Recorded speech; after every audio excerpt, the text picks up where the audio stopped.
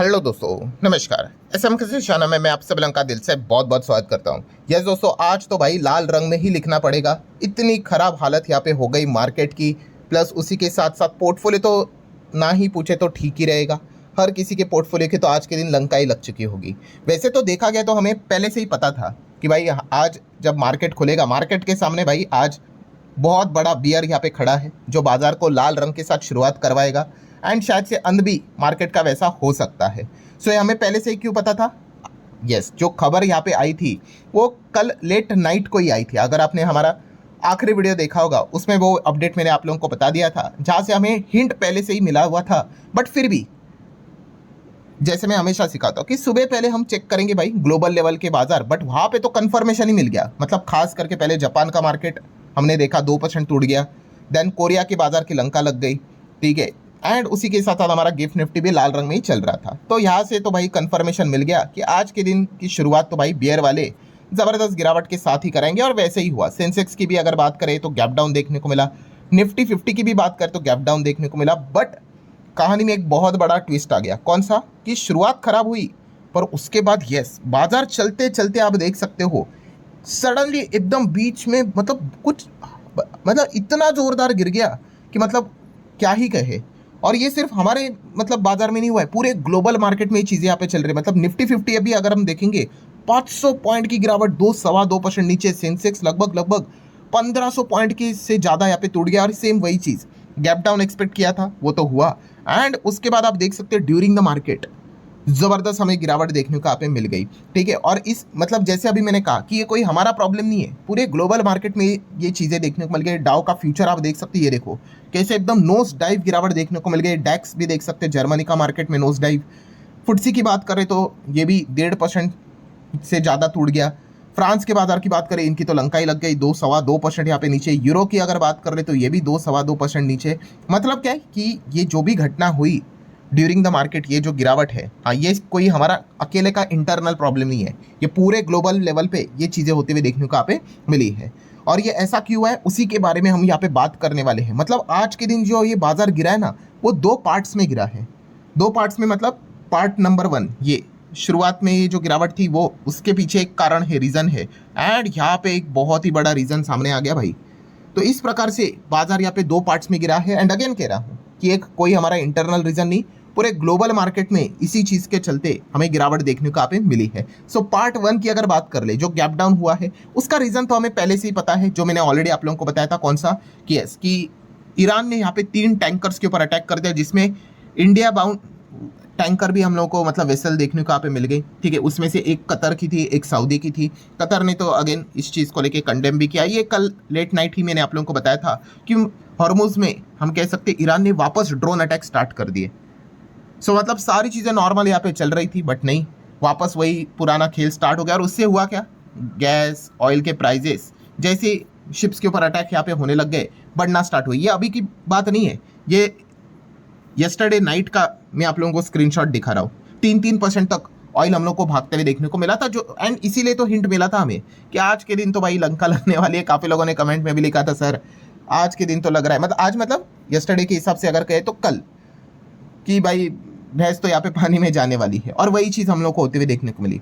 Then सबसे important चीज़ part two मतलब वही कि ये जो गिरावट है भाई, ये इतनी ज़्यादा ब्रूटल, ये ऐसे ही नहीं हुआ होगा, कुछ तो भाई कारण होगा उसके पीछे।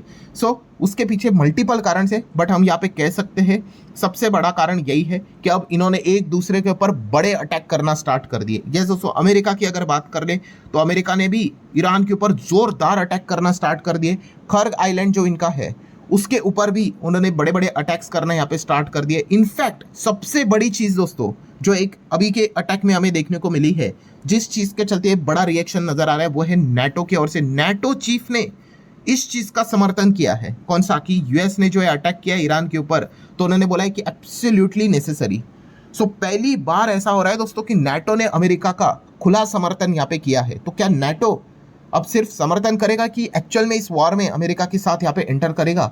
अब ये देखने वाली बात जरूर यहाँ पे रहने वाली है। मतलब इस चीज़ के चलते दोस्तों बाजार में एक डर अब क्रिएट होते हुए देखने को मिल रहा है, क्योंकि अगर नाटो ज्वाइन करेगा मतलब ये लड़ाई काफ़ी बड़े लेवल पे यहाँ पे हो जाएगी। और ये सबसे बड़ा एक पॉइंट हमारे सामने आते हुए देखने को मिला है। आप देख सकते हैं लगभग 80 से ज़्यादा टारगेट्स के ओर अमेरिका ने अटैक किया है ईरान के साइड से। ठीक है, मतलब आप अंदाज़ा लगा सकते हैं कि चीज़ें अब वैसी नहीं रही कि हाँ भाई एक दो अटैक कर दिया और चीज़ें नॉर्मल हो गई, नहीं, बहुत ब्रूटल अटैक उन्होंने किया। और उन्होंने यही कहा कि भाई ईरान ने हॉर्मुज में जो वापस अटैक स्टार्ट किए, इसलिए हम ये सारी चीज़ें यहाँ पे कर रहे हैं। ऑब्वियसली अब इस चीज़ के चलते ईरान भी थोड़ी ना शांत बैठाएगा, तो ईरान ने भी यहाँ पे हम कह सकते हैं, अमेरिका मतलब ऑब्वियसली उनका जो देश है अमेरिका, वो तो कोसों मील दूर है, वहाँ तक तो उनकी मिसाइल जाएगी भी नहीं। सो जो मिडिल ईस्ट में अमेरिका के जो बेस है, जैसे कि बहरीन की बात कर ले, कुवैत की बात कर ले, अगेन उनके ऊपर जोरदार अटैक करना स्टार्ट यहाँ पे कर दिए। एंड मतलब बॉटम लाइन क्या है दोस्तों, बॉटम लाइन ये है कि जो सारी चीज़ें अभी मैंने कुछ दिन पहले भी ये लिखा हुआ था, ये शब्द क्या लिखा हुआ था कि मिडिल ईस्ट शांत है, मिडिल ईस्ट शांत है, इसलिए हमारा मार्केट 24 के ऊपर ऊपर ऊपर यहाँ पे लगातार चल रहा था। याद है कुछ ही दिनों पहले, कल या परसों मैंने वीडियो बनाया था कि भाई बुल वाले यहाँ पे क्यों बाजार को ऊपर लेके जा रहे हैं, बिकॉज मिडिल ईस्ट शांत है। अगर मिडिल ईस्ट अगर वापस अशांत हो गया एंड बड़े लेवल पे अगर कोई नेगेटिव खबर आ गई, तो फिर भाई ये 24,000 के लेवल को तोड़ देंगे। एंड एग्जैक्टली वही चीज़ होते हुए देखने को मिल गई, क्योंकि इसका सबसे बड़ा प्रॉब्लम क्या यहाँ पे क्रिएट होता है, यस, क्रूड ऑयल।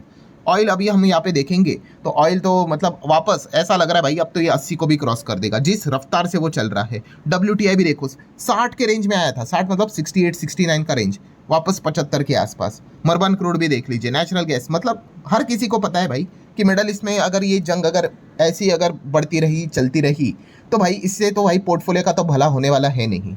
ठीक है, इसमें तो मतलब खराबी ही खराबी है, यहाँ पे तो नुकसान ही नुकसान यहाँ पे हमें देखने को मिलने वाला है। एंड फिर उसके बाद वो सारी चीज़ें, मतलब बोलते हैं ना कि एक ये सबसे बड़ा फसाद का जड़ यही है कि मिडल ईस्ट से रिलेटेड अगर खराब चीज़ें होंगी तो फिर ऑयल यहाँ पे बढ़ेगा, ऑयल बढ़ेगा तो हमारा रुपये तो गया काम से। आज के दिन आपने देखा होगा जो बहुत अच्छा कर रहा था, अब ये 96 की ओर बढ़ते हुए नजर आ रहा है। अगर रुपये यहाँ पे बहुत बुरी तरीके से गिरना स्टार्ट होगा, फिर वापस जो FIS पहले से ही बिकवाली कर रहे थे, बट चलो थोड़ा बहुत ते रुक गए थे, ठीक है, अब ये वापस जोरदार शुरू हो जाएंगे कि भाई बिकवाली करो, वरना वापस जो एग्जिस्टिंग रिटर्न्स है वो खराब यहाँ पे हो जाएंगे। सो यहाँ पे हम देख सकते हैं कि FIS के ओर से बड़ी बिकवाली शायद से वापस आना स्टार्ट यहाँ पे हो जाएगी। देन जो एक होप थी, सबसे इंपॉर्टेंट चीज़ कि हमारे बीच में किस चीज़ को लेकर, कि शायद से पेट्रोल डीजल के दाम यहाँ पे कम यहाँ पे हो सकते हैं, क्योंकि अब मिडल ईस्ट तो शांत हुआ ना, क्रूड तो प्री वॉर लेवल पे आ गया, तो दोस्तों होप तो वो ब्रेक हो गई। अब तो पेट्रोल डीजल के दाम तो भाई कम होने से रहे नहीं। और मैंने आप लोगों को पहले भी बताया था कि सरकार पेट्रोल डीजल के दाम यहाँ पे कम नहीं करेगी, क्योंकि ये चीज़ अभी भी ख़त्म नहीं हुई है। जब तक ये चीज़ ख़त्म नहीं होती है, पेट्रोल डीजल के दाम कम नहीं होंगे, ये मैंने साफ साफ आप लोगों को यहाँ पे बताया था। ठीक है, काफ़ी लोग बोलते हैं सर आप सरकार के साइड से बोलते हैं, अरे भाई मैं किसकी क्यों साइड लूँ भाई, मैं सिर्फ अपने पोर्टफोलियो के साइड पे रहता हूँ। जो प्रैक्टिकल चीज़ है वो मैंने आप लोगों को बता दी कि भाई जब तक ये मिडल ईस्ट का मामला खत्म नहीं होता है, ये पेट्रोल डीजल के दाम नॉर्मलाइज यहाँ पे नहीं होंगे। ठीक है, ये आप एक्सपेक्ट मत करो, क्योंकि अब आप देख सकते हो वापस जिन्होंने यहाँ पे कुछ कंट्रीज ने पेट्रोल डीजल के दाम कम किया, अब वो वापस पैनिक मोड में आ जाएंगे, वापस उनको बढ़ाना पड़ेगा, और इससे इतनी ज़्यादा अनस्टेबिलिटी हो जाती है कि मतलब मैं आपको क्या बोलूँ। तो ये एक सबसे बड़ा खतरा है। तो याद रखना, अगर आपको पेट्रोल डीजल के दाम कम होते हुए देखने हैं तो मिडल ईस्ट का वॉर एक्चुअल में रुकना चाहिए। ठीक है, एक्चुअल में तो ही जाके ये हो सकता है। अब पेट्रोल डीजल के दाम अगर कम नहीं होंगे तो इन्फ्लेशन का खतरा वापस बढ़ ही रहा है। ठीक है, एंड जो बातें यहाँ पे जो चल रही थी कि भाई रेट हाइक हो सकता है, तो ये वापस ये चीज़ें स्टार्ट हो जाएंगी कि भाई रेट हाइक, मतलब ये सारा मतलब बोलते हैं ना, ये एक कैस्केडिंग इम्पैक्ट है। ये एक जो चीज़ यहाँ पे होगी तो बाकी सारी चीज़ें धीमे धीमे करके ये एक दूसरे के मतलब साथ इंटरलिंक हमें होते हुए देखने को मिल जाती है। और ये सारी खबरें बाजार के अगेंस्ट रहती है, इसमें कोई ऐसी बात नहीं कि ये बाजार को फेवर करेगी, बिल्कुल भी नहीं। सो सारी चीज़ों को अगर आप जोड़कर देखोगे तो भाई बियर वालों के फेवर में ही सारी चीज़ें यहाँ पे चली जाएगी। तो कंक्लूजन क्या है दोस्तों, तो कंक्लूजन यही है जो मैंने आप लोगों को पेड़ बनाकर भी बताया था कि अगर ये प्रॉब्लम का पेड़ है तो उस फसाद की जड़ क्या है, ये सबसे बड़ा प्रॉब्लम क्या है। प्रॉब्लम तो चलती रहेगी बाजार में, विदाउट प्रॉब्लम ऐसा कभी नहीं होने वाला है, यस, बट अभी की सबसे बड़ी प्रॉब्लम है मिडल ईस्ट। सबसे बड़ी प्रॉब्लम 70-80% प्रॉब्लम यही है। ये अगर ख़त्म हो गई तो बाकी की चीज़ें बाद में देखेंगे, पर जब तक ये प्रॉब्लम रहेगी भाई, तो मतलब कहते हैं ना कि आप कितना भी मतलब क्या है कि चलो अभी हम गए थे ना 24,500 तक भी चले गए थे, मतलब उसी के आसपास, एक झटके में, एक चुटकी में आप यहाँ पे देख सकते हो 500 पॉइंट उड़ गया सीधा 24 के नीचे। मतलब क्या है कि अगर चलो मान भी हम 25 को भी क्रॉस कर ले, बट अगर मिडल ईस्ट का प्रॉब्लम अगर सॉल्व नहीं हुआ तो भाई हम कभी भी वापस 24 के नीचे, 23 के नीचे, 22 के नीचे भी जा सकते हैं। डिपेंड करता है भाई कि वॉर कितनी बड़ी होती जा रही है। सो यही सबसे बड़ा पॉइंट है जो कि हमें यहाँ पे समझना है। एंड जो चीज़ का हमें हमेशा डर रहता है, लटकती हुई तलवार है, वो अभी भी लटकी हुई है, ठीक है। जब तक ये खत्म नहीं होता है तब तक यही चलेगा, और इससे क्या होगा, पोर्टफोलियो भाई डैमेज ही होगा। क्योंकि कोई भी सेगमेंट देख लो भाई, Nifty 50, next 50, bank, finance, 100, 200, mid cap, small cap, VIX देख लो भाई, एक झटके में 26% जंप मार दिया। तो ये वापस वही चीज़, अगर ये वापस विक्स अगर 20+ चला जाता है तो वही पुराने दिन वहाँ पे आ जाएंगे। एक एक दिन में 500 पॉइंट ऊपर नीचे ये चीज़ें हमें देखने को मिल जाएगी। सारी जगह पे आप देख सकते हो, हरा रंग नज़र भी नहीं आएगा आपको, किधर भी नहीं। जितना भी मैं आगे पीछे ये देखो, कितना भी कर लो, किधर भी आपको हरा रंग नज़र यहाँ पे नहीं आएगा। So again bottom line conclusion यहाँ पे क्या है दोस्तों, कि मिडल ईस्ट है। जब तक ये प्रॉब्लम खत्म यहाँ पे नहीं होती है तब तक ये उम्मीद करना कि यहाँ पे तेज़ी आएगी और वो टिकेगी, ये प्रैक्टिकली पॉसिबल नहीं है। सो ठीक है दोस्तों, जितने भी इंपॉर्टेंट पॉइंट्स थे सारे मैंने कवर कर लिया। अब इसी को लेकर वापस बहुत सारे अपडेट्स यहाँ पे आने वाले हैं, वो मैं टाइम टू टाइम यहाँ पे देते रहूँगा। तो जरूर इस चैनल को सब्सक्राइब करके रख लेना। एंड जो जेन्युइन बात है वही मैं आपके सामने रखूँगा, अननेसेसरली कुछ भी बनाने के लिए मैं चीज़ें यहाँ पे सामने नहीं रखता हूँ। सो जरूर इस चैनल को सब्सक्राइब कर लेना, फॉलो करके रख लेना। वीडियो पसंद आया होगा तो चाहो तो लाइक एंड शेयर कर सकते हो, एंड चाहो तो बता भी सकते हो भाई कि आज के दिन आपके पोर्टफोलियो में कितना डैमेज, कितना नुकसान यहाँ पे हुआ है। सो चलिए दोस्तों, मिलते हैं अगले वीडियो में, तब तक के लिए बाय बाय।